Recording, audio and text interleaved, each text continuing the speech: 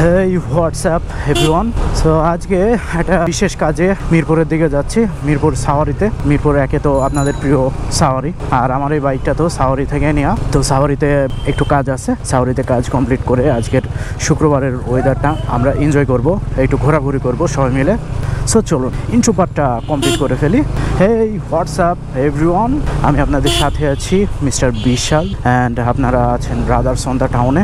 So আমার এই চ্যানেলে আপনাদের সবাইকে স্বাগতম। আর যারা সাবস্ক্রাইব করেন একটু কুশ করে একটু সাবস্ক্রাইব করে দিন, কারণ নেক্সট টাইম আরও এক্সাইটিং ভিডিও, ঘোরার ভিডিও পেতে অবশ্যই সাবস্ক্রাইব করে দিন। আর অবশ্যই লাইক কমেন্ট তো করবেন। আপনাদের যে কমেন্ট থাকে, বিভিন্ন ইন্সপিরেশনমূলক কমেন্ট, পরামর্শমূলক কমেন্ট, যাই দেন না কেন, সব কিছুই আমাকে আরও বেশি ইন্সপায়ার করে, আরও বেশি ভালো ভালো ভিডিও তৈরি করার জন্য।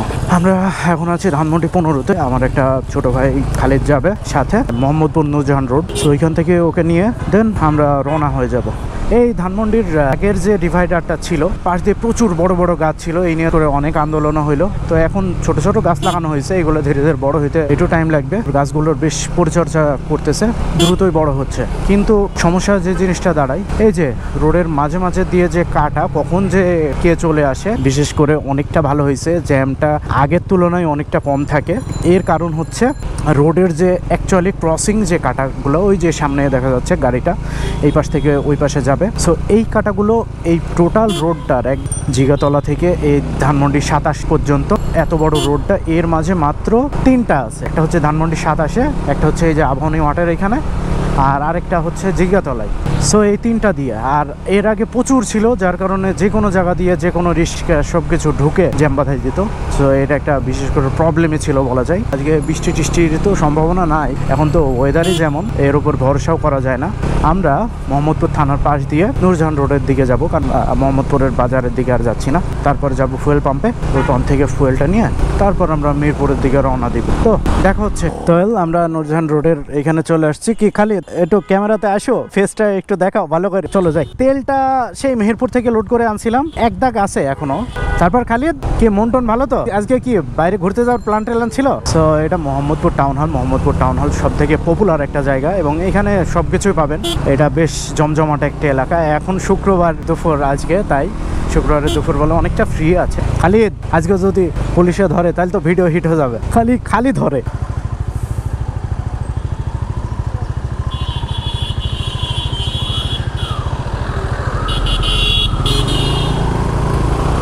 ও আচ্ছা, এটা তো আনসারের হেড, তাই তো?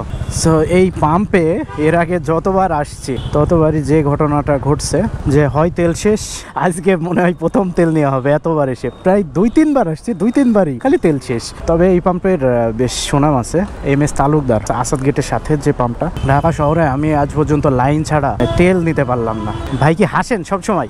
সবসময় না ভাই, অনেক সময় ভাই কিছু হাসি আছে ভাই, দুঃখে হাসি, আবার কিছু আছে সুখে হাসি। আহা, নাকি তেলের দাম বাড়ার হাসি? দাম কি বাড়বে? ওকে, মিরপুরে ঢুকবো আগারগাঁওয়ের স্টেশনের ওই দিক দিয়ে, আগারগাঁও মিরপুর 10 হয়ে। এটা হচ্ছে চন্দ্রিমা উদ্যান। চন্দ্রিমা উদ্যানের এই রোডটা আমার যখনই আসি তখনই সবসময় ভালো লাগে। আর একদিন রাতেও তো আসছিলাম। আর সংসদ ভবনের এই দিকটা রাতে হোক দিনে হোক, যখনই তাকাই তখনই ভালো লাগে।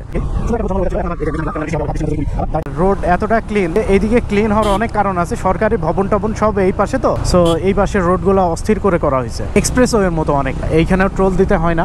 ফার্মগেট টু এয়ারপোর্ট যে এক্সপ্রেসওয়ে, সেটাই তো আমাদের ওঠাই তো বারণ বাইকারদের। জানি না কবে খুল। সামনে আগারগাঁও স্টেশন, আমরা আগারগাঁও হয়ে দেন সরাসরি চলে যাই মিরপুরের দিকে।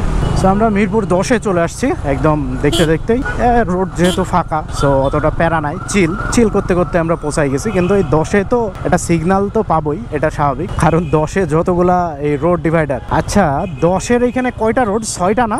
ও আচ্ছা, 4টা, তবে বড় বড়, বিরাট বিআরটিএ তো পাশে। সো 10-এর এই সিগন্যাল পার হয়ে তারপর আমাদের আবার দেখা হচ্ছে মিরপুর 174-এর। আমরা খুব কাছাকাছি। আজকে যদিও বা জ্যাম নাই, কিন্তু রোডের অবস্থা দেখে মনে হচ্ছে কিছুক্ষণ পরেই হুট করে জ্যাম বাদ। বিকালের দিকে প্রচুর জ্যাম হয়। আর চিড়িয়াখানা, বোটানিক্যাল গার্ডেনে তো আজকে গেলে তো টিকায় যাবে না নাকি? সো চিড়িয়াখানার রোড কিন্তু এই যে মিরপুর 1 হয়ে একদম 1-এর রোডের শেষ মাথা। আর চিড়িয়াখানা, বোটানিক্যাল গার্ডেন দুইটা পাশাপাশি। আমরা যাব এই রোড, সো ওই দিক দিয়ে ঘুরে যাব। তো সাওয়ারিটা খুব সামনেই, মিরপুর 1-এর মেন রোডের একদম কাছেই সাওয়ারি। আমাদের এখানে একটু কাজ আছে, কাজটা কমপ্লিট করি। ওয়েল সেম, এটা হচ্ছে 6850 কিলোমিটার চলা সিভিয়ার এটাও থাইল্যান্ডের ভার্সন, আর এটার সাইড দিয়ে পলি করা। আমার এটারও টোটাল পলি করে নেওয়া উচিত, তাইলে কালারটা ঠিকঠাক থাকবে।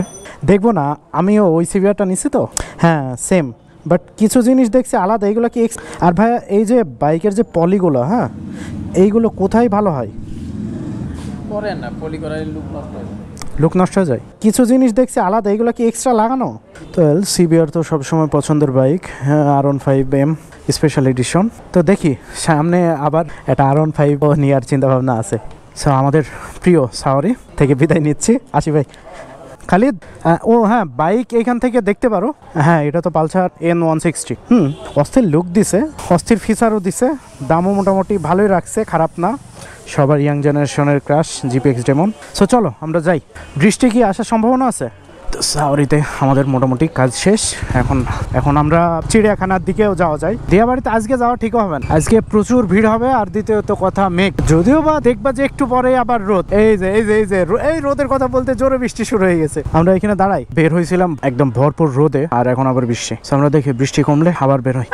আমরা এখন মিরপুর চিড়িয়াখানার দিকে যাই। চিড়িয়াখানাতে দেখি আজকে শুক্রবারে কি কি হয়। চিড়িয়াখানা, বোটানিক্যাল গার্ডেন, তো চিড়িয়াখানা হাতের বাম পাশে আর বোটানিক্যাল গার্ডেন ডান পাশে, একদম পাশাপাশি। সো যারা চিড়িয়াখানায় ঘুরতে যায় অটোমেটিক বোটানিক্যাল গার্ডেনেও তারা ঘুরে আসে। যে এই যে বাংলাদেশ চিড়িয়াখানা, আর এই পাশে হচ্ছে ন্যাশনাল বোটানিক্যাল গার্ডেন। সো জাতীয় উদ্ভিদ উদ্যান, দুইটাতে দুই প্রাণ। গাছ পরিবেশের জন্য অনেক ভালো, গাছ লাগান, পরিবেশ বাঁচান। আমি সবসময় ভিডিওতে বলি, বাড়ির আঙিনায়, উঠানে, আশেপাশে বা রাস্তার পাশে ওখানে গাছ লাগাই দিবেন, যে গাছগুলো দ্রুত বড় হয়। এবং গাছ আমাদের পরিবেশের জন্য অনেক জরুরি। এই যে গরম দেখছেন, এই গরমগুলো কিন্তু একমাত্র মোকাবেলা করা সম্ভব এই অধিক পরিমাণ গাছ লাগায়, এছাড়া আর কোনো ওয়ে নাই। এখানে এত পরিমাণ জ্যাম, তো যাই হোক জ্যাম থেকে বেরোয়, তারপরে কথা হচ্ছে আমাদের আবার। সো আমরা জ্যাম থেকে বেরোয় এখন চলে আসছি একদম সনির কাছাকাছি। সামনেই সনি মিরপুর। আমরা তো একের ভিতরেই আছি, একের ভিতরেই ঘোরাঘুরি করতেছি। বাইকের যেটুকু কাজ ছিল সেটুকু কাজ সাওয়ারিতে কমপ্লিট করে আসলাম। এখন আমরা একটু ঘোরাঘুরি করি। সো এটা হচ্ছে সনির স্টার সিনেপ্লেক্স। সো এইখানে মাঝে মাঝে মুভি দেখতে আসা হয়, যেমন ফ্লাশ, অ্যাভাটার, যে আপনারা ভিডিওগুলো তো দেখছেনই। এইখান থেকে দেখছি। আর আমার বাসা থেকে বসুন্ধরাটা কাছে হয়। সামনে কি জ্যাম বুঝলাম না, আমরা তো অনেক আগে বের হয়েছি, তাও এত জ্যাম রাস্তায়। আমরা দেখি মিরপুর 10-এ যাই, যে বাইকের কিছু জিনিস কেনা লাগবে। এইদিকে সমস্ত বাইকের দোকান, সব বাইকের পার্টস ফাতি। দেখি সিবিআর এর কি কি পাওয়া যায়। ও সিবিআর এর খুব ইম্পর্টেন্ট একটা জিনিস দরকার, কিন্তু ওইটা আছে কিনা। সব দোকান যে অফ, আজকে কি অফ ডে না? শুক্রবারে মিরপুর অফ থাকে, তাইলে কি হইলো, আবার আরেকদিন আসতে হবে। আর আমার তো LS2 হেলমেটটা এই যে ম্যাট বাইকার থেকে নেয়া। সো আমরা দেখতে দেখতে পৌঁছাই গেছি আগারগাঁওয়ের দিকে। আগারগাঁওয়ের দিকে কিছুক্ষণ ঘোরাঘুরি করে দেন আমরা রওনা দিব। সো আজকের ব্লগটা আর বেশি লং করলাম না, আজকের ব্লগটা এই পর্যন্তই। আমাদের আবার দেখা হচ্ছে অন্য কোনো প্লেসে, অন্য কোনো ব্লগে। So till then, take care everyone and stay cool, stay happy. আল্লাহ হাফিজ।